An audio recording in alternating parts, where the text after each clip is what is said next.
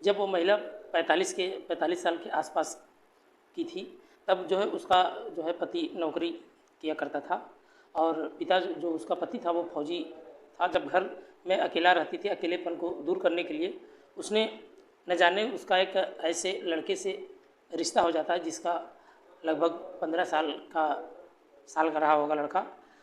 देखते देखते इस कदर धीरे धीरे समय बीतता चला जाता है, उन दोनों में इतनी नज़दीकियाँ बढ़ जाती हैं कि वो भूल जाते हैं कि वो कितना, जो लड़का था वो उसके बच्चे का उम्र का था।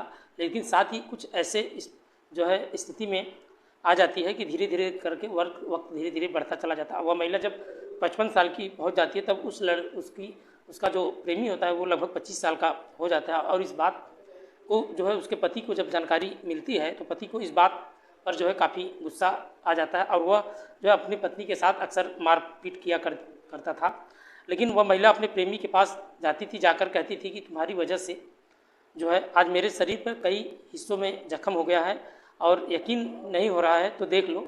जैसे ही वो अपने प्रेमी से ये बात कहती है, उसकी जो प्रेमी है उसने कहा कि आप जो है चिंता करने की कोशिश करने की छोड़ दो, जिस तरीके से जो है उसने तुम्हारे शरीर पर ये जख्म दिया है, एक एक जख्म का कतरे कतरे का बदला लिया जाएगा और तुम्हें इस बात का अंदाज़ा भी नहीं होगा कि वह दिन वह तारीख जो है आ जाती है। और आखिरकार उस लड़के ने, जो जिसकी उम्र लगभग 25 साल होती है, वो ट्रक ड्राइवर होता था और एक जो है एक अपने से ज़्यादा उम्र की महिला के साथ जो उसकी नज़दीकी जो रिश्ते थे वो पहुंच जाता है और उसके पति का वो कत्ल कर देता है। और कत्ल करने का एक भयानक रूप इस कदर लेता है कि एक दो नहीं बल्कि शरीर के लगभग 6 टुकड़े कर दिए जाते हैं। और इस घटना का खुलासा जब होता है तो इस मामले में अखबारों में, सोशल मीडिया के माध्यम से जब लोगों को पता चलता है तो इस बात का ज़रा भी यकीन नहीं हो रहा था, क्योंकि जो वाकई में ये कहानी जो है आ जाती है उस एक प्रेमी जो अपने प्रेमी के साथ मिलकर अपने पति को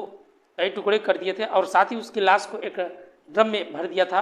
और जिस घटनाक्रम को जो है यूँ कहिए कि भारत ही नहीं बल्कि कई देश प्रदेशों में इसकी गूंज फैल जाती है, बल्कि पूरे आसपास के मुल्कों में भी इस घटना को फैल जाती है। और इस कहानी को सुनाने के बाद आप लोगों को सोचने पे मजबूर हो जाएंगे कि आखिरकार कोई इतना जो जवान जिसकी बेटियां हो वो दूसरे के साथ कैसे प्यार करती है और जानने और समझने की हम कोशिश करते हैं। नमस्कार, आदाब, सत श्री अकाल। भदोही प्लस में आप सबका स्वागत है। मैं आपका दोस्त अमित कुमार। आज हम सच्ची घटना का जिक्र करने वाले हैं। दरअसल ये सच्ची घटना शुरू होती है उत्तर प्रदेश जिला बलिया की। जिला बलिया का ही एक थाना लगता है सिकंदरपुर, और सिकंदरपुर थाना क्षेत्र का एक इलाका लगता है खरीद तियारा।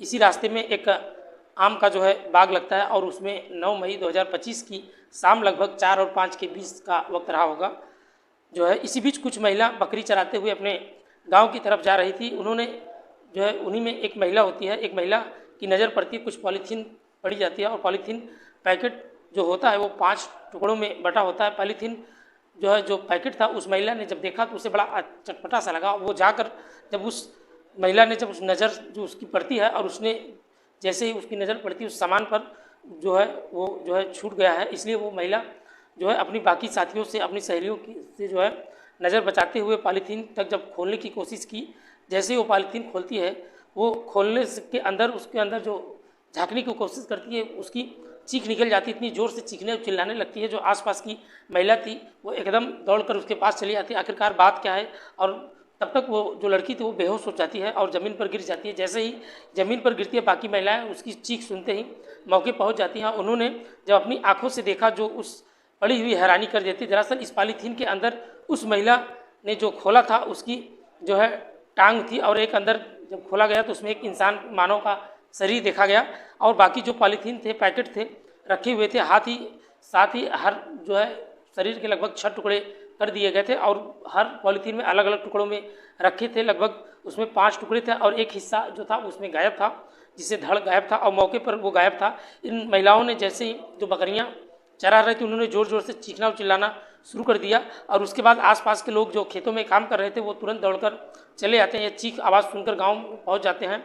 आसपास के गांव के लोग मौके पर आने के बाद जैसे ही लोगों को ये उसके बाद जो है लोगों ने पुलिस को सूचना दी जाती है और सूचना देने के बाद जो है पॉलीथीन 5 पैकेट के में जो है अंदर और जिसमें 5 टुकड़े होते हैं और एक जो था उसमें सर गायब था, 2 पैर और एक अलग अलग इस तरीके से शरीर के लगभग 6 टुकड़ों को अलग अलग पॉलीथीन में रखे गए थे। पुलिस जब जानना चाहती है कि महिला जो जानना चाहती है, जहाँ इस घटना की जो है गूंज फैल जाती है, वहाँ तक लोगों को जानने की कोशिश कर रहे थे कि किसी का हत्या हो गया, क्योंकि जिसने ये हत्या किया उसका पता नहीं चल पा रहा था। यहाँ तक कि पुलिस इन सवालों का जवाब ढूंढने में जुट जाती है और पुलिस ने कई एंगल पर जांच करना शुरू कर दिया जाता है, या तो फिर प्रॉपर्टी की बात हो या किसी से दुश्मनी हो या झगड़ा हो। इस तरीके से पुलिस हर एंगल पे जानने की कोशिश कर रही थी, फिर भी पता नहीं चल पा रहा था। लेकिन जो उसका प्रेम प्रसंग था, वो प्रेम को देखकर लग रहा था कि जो मरने वाला जिसकी उम्र लगभग 62 साल के आसपास रही होगी, इनकी उम्र में किसी को क्यों ना हो जो यूँ कहिए कि प्रेम करेगा। या मामला पुलिस को नहीं समझ में आ रहा था। हर एंगल पे जांच पड़ताल करना पुलिस शुरू कर देती है। लेकिन अगले 9 तारीख की शाम को ये लाश मिलती है और अगले ही दिन बलिया का जो नज़र कोतवाली वहाँ रहने वाली एक लड़की, जिसका नाम अमली गौतम होता है, अमली गौतम को थाने जाती है और थाने में जाने के बाद कहती है कि साहब, मेरे पिताजी की उम्र लगभग 62 साल है और उनका कोई अता पता नहीं चल रहा है। उनका नाम देवेंद्र कुमार है, वो गायब हो चुके हैं।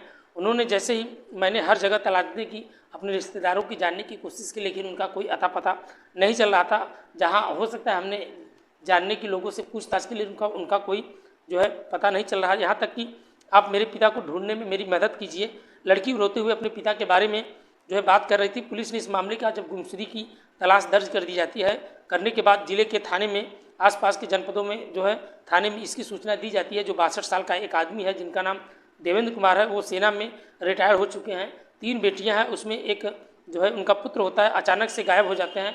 लगभग 9 मई को जैसे ही पुलिस के पास ये सूचना सर्कुलेट हो जाती है, तभी सिकंदरपुर से फ़ोन पहुँचता है। एक लाश के पास 5 टुकड़े मिले हैं और 6वां जो हिस्सा है वो गायब है।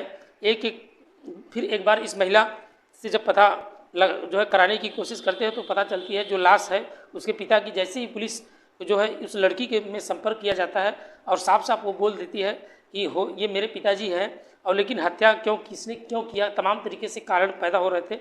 इसके बारे में जब लड़की ने कोई जानकारी नहीं दे पाया, हालांकि जो क्लू था वो लड़की ने ज़रूर दिया था। जैसे ही पुलिस को ये क्लू मिलता है, पुलिस ये सक्रिय हो जाती है और हो जाने के बाद लड़की की जो माँ होती है उसके पास पहुंचा जाता है। माँ का नाम माया देवी होता है और गांव खड़सरा का निवासी होती हैं।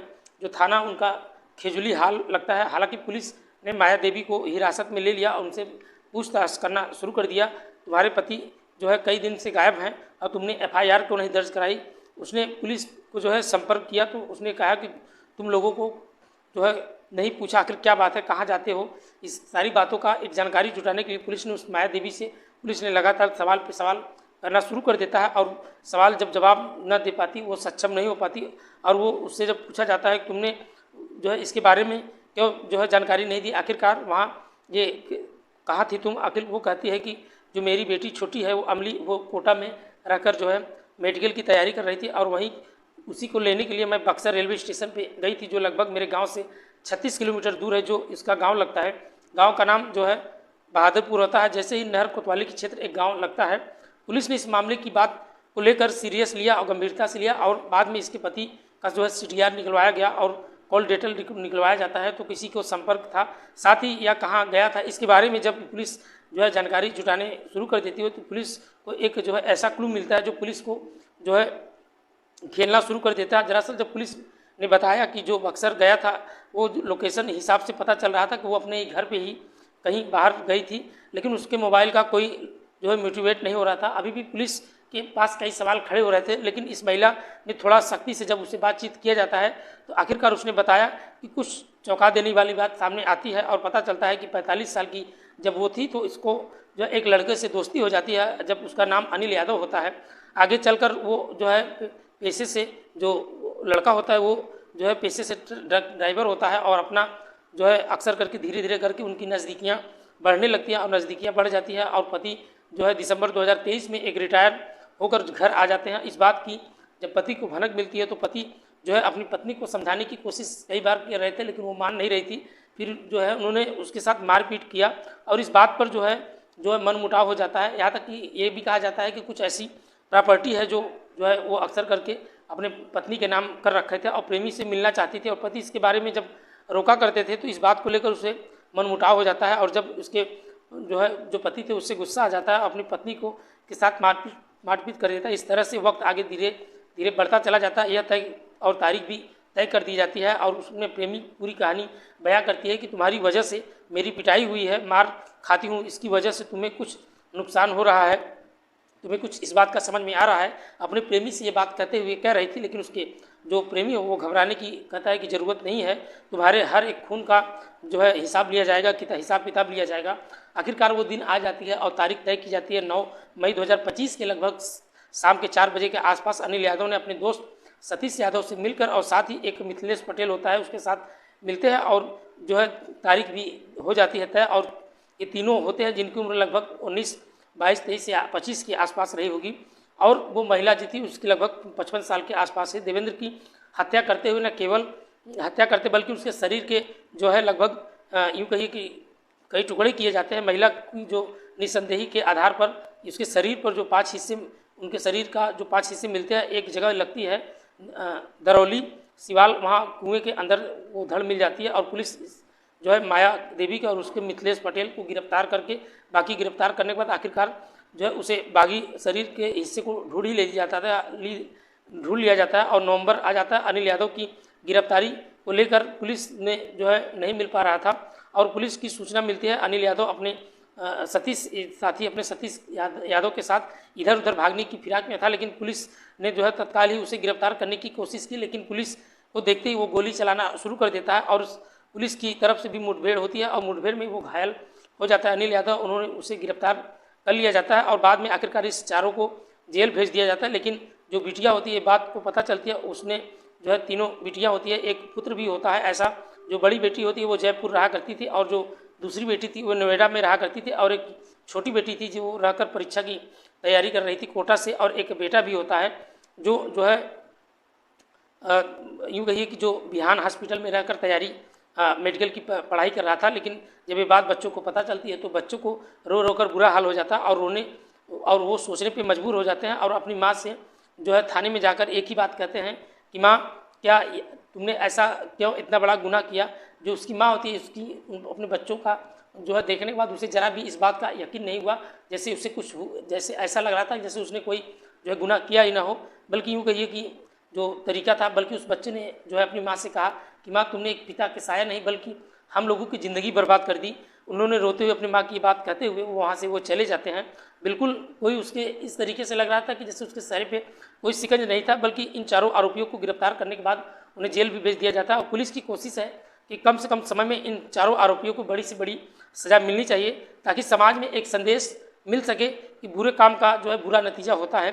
दोस्तों, इस पूरे घटना को सुनाने का उद्देश्य किसी का दिल दुखाना या किसी को परेशान करना नहीं था, बस आपके साथ ये कहानी शेयर करना था। आप भी जहाँ भी रहें सेफ रहें, सुरक्षित रहें, अच्छे रहें, अपनों का और ख्याल रखें, खुश रहें। मिलते हैं नेक्स्ट में आज नहीं, तब तक के लिए बाय बाय, गुड नाइट, जय हिंद।